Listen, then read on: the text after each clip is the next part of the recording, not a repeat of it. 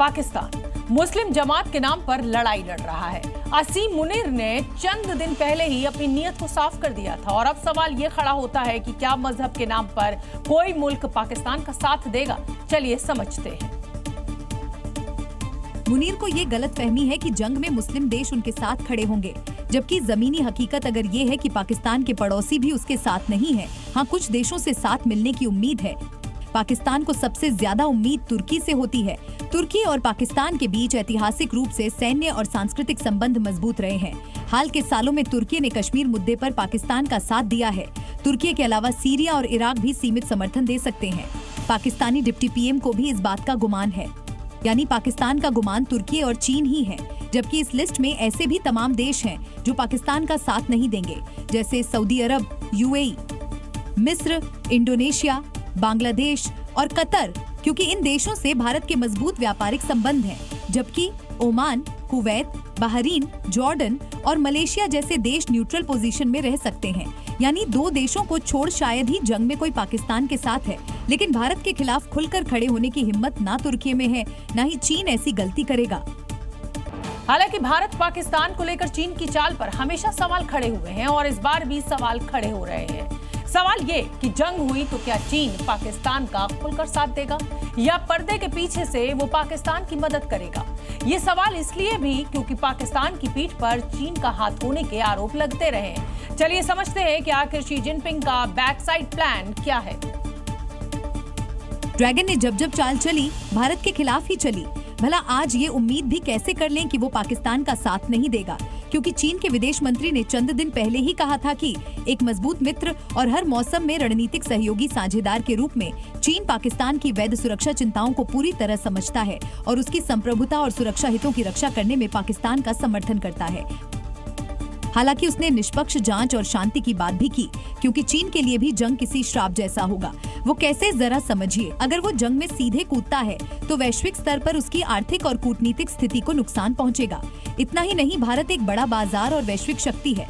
America से tariff वार में कारोबार पर ब्रेक लगने के बाद चीन नहीं चाहेगा कि भारतीय बाजार भी उसके हाथ से निकले।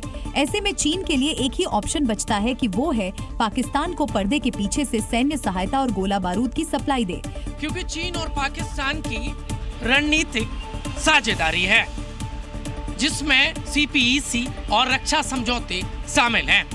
ऐसे में चाइना पाकिस्तान को परोक्ष मदद करेगा, जिसमें आर्थिक मदद करना, खुफिया जानकारी मुहैया कराना और कूटनीतिक मंचों पर समर्थन करना।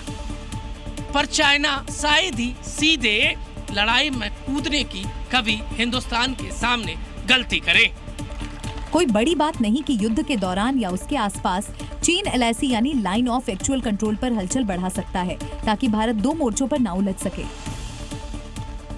और इस तनावपूर्ण माहौल के बीच असदुद्दीन ओवैसी पाकिस्तान पर जुबानी बम गोले दाग रहे हैं। पहले न्यूक्लियर धमकी का जवाब 30 मिनट से दिया, तो अब पाकिस्तान पर मलेरिया वाला अटैक असदुद्दीन ओवैसी ने बोल दिया है। उन्होंने चेतावनी भरे लहजे में कहा कि पाकिस्तान भारत को आंख दिखा रहा है। पहले अपने गिरेबान में झांक ले पाकिस्तान, मोटरसाइकिल का टायर तक नहीं बना सकता, मलेरिया की दवा नहीं बना सकता। भारत तुमसे कहीं आगे है, भारत से पंगा मत लो।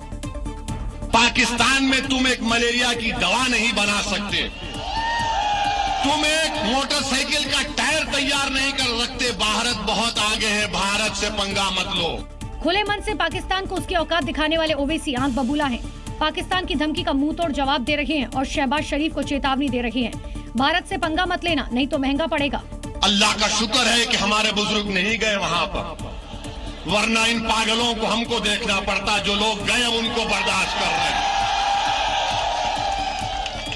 हमको पाकिस्तान से कभी मतलब था, ना कभी रहेगा। इतना ही नहीं, जो पाकिस्तान चीन के दम पर युद्ध की घड़ी में उछल कूद मचा रहा है, ओवैसी ने उसकी भी पोल खोल दी और बता दिया, जिस चीन को पाकिस्तान अपना आका मानती है, वही चीन पाकिस्तानी मुसलमानों को बंदी बनाकर मांस खिला रहा है। अरे ये तुमको शर्म नहीं है कि तुम तुम्हारे मुल्क को चीन के पास गिरवी करती हो और तुम इस्लाम की बात कहते हो? वो चीन जो जिनजियांग में मुसलमानों को 20 लाख मुसलमानों को कैद में बंद कर दिया, जिनको जबरन सूअर खिलाया जा रहा है चीन में, आज वो मिनिस्टर इस्लाम की कामयाबी की बात करता है। ओवैसी का ये बयान पाकिस्तान के साथ साथ देश के तमाम मुसलमानों के लिए भी है। खुद को मुस्लिमों का रहनुमा बताने वाले तमाम नेताओं के लिए भी है, जो रहते तो हिंदुस्तान में हैं, लेकिन झुकाव कहीं और है।